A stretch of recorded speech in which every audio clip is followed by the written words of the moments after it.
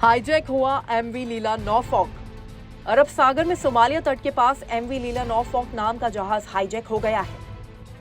इस पर 15 Indian crew member सवार हैं। ये जहाज ब्राजील के पोर्ट डू ओको से बहरीन में खलीफा बिन सलमान की ओर जा रहा था, लेकिन सोमालिया से 300 समुद्री मील पूर्व में इसे हाईजैक कर लिया गया। अब इस गंभीर मामले पर भारतीय नौसेना ने बड़ा कदम उठाया है। एक्शन मोड में भारतीय नौसेना। इंडियन नेवी ने वॉरशिप आईएनएस चेन्नई के अलावा एमपीए यानी मैरीटाइम पेट्रोल एयरक्राफ्ट को डिप्लॉय कर दिया है। नेवी के P-81 मैरीटाइम पेट्रोल एयरक्राफ्ट ने 5 जनवरी को शिप के ऊपर उड़ान भरी और संपर्क स्थापित किया। नेवी का कहना है कि MNF यानी मल्टीनेशनल फोर्सेस और एजेंसियों के सहयोग से लगातार सिचुएशन पर नजर रखी जा रही है। बताया जा रहा है कि हाईजैक किए हुए शिप से संपर्क स्थापित किया जा चुका है, जिससे हालात का अंदाजा लगाना आसान हो गया है। इस वेसल से UKMTO यानी United kingdom maritime trade operations को एक मैसेज भेजा गया था, जिससे पता चला था कि 4 जनवरी 2024 की शाम को हथियारों से लैस कम से कम 5 से 6 अज्ञात शिप पर चढ़े थे। जानकारी के अनुसार हाईजैक किए गए जहाज के चालक दल में 15 भारतीय भी शामिल हैं। हाईजैक की जानकारी मिलने के बाद तुरंत ही इंडियन नेवी एक्शन मोड में आ गई थी।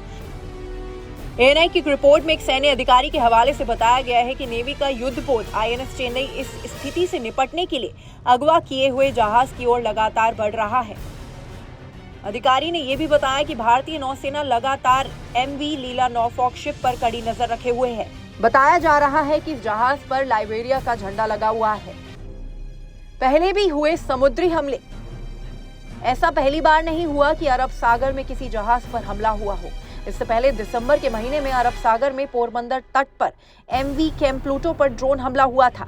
जिस जहाज पर हमला हुआ था उसमें 21 भारतीय सवार थे। जिस दिन ये हमला हुआ उसी दिन भारत की ओर आ रहे कमर्शियल ऑयल टैंकर को भी निशाना बनाया गया था। बढ़ते हमलों के कारण भारत की चिंता बढ़ गई है। इसी को ध्यान में रखते हुए नेवी ने P-81 long range petrol aircraft को निगरानी के लिए डिप्लॉय किया हुआ है। साथ ही आईएनएस कोची, आईएनएस कोलकाता आदि को भी तैनात किया हुआ है। कमर्शियल शिप्स पर बढ़ते अटैक्स के कारण ग्लोबल ट्रेड के रूट को रीरूट किया गया है। समुद्र के रास्ते इन कमर्शियल शिप्स के जरिए ऑयल, नेचुरल गैस, अनाज समेत कई जरूरी सामान को लाया और ले जाया जाता है। एक रिपोर्ट के मुताबिक साल 2008 से साल 2013 के बीच पायरेट अटैक पीक पर थे, जो कि भारतीय नौसेना और मल्टीनेशनल मैरीटाइम टास्क फोर्स की बदौलत बिल्कुल ना के बराबर हो गए थे।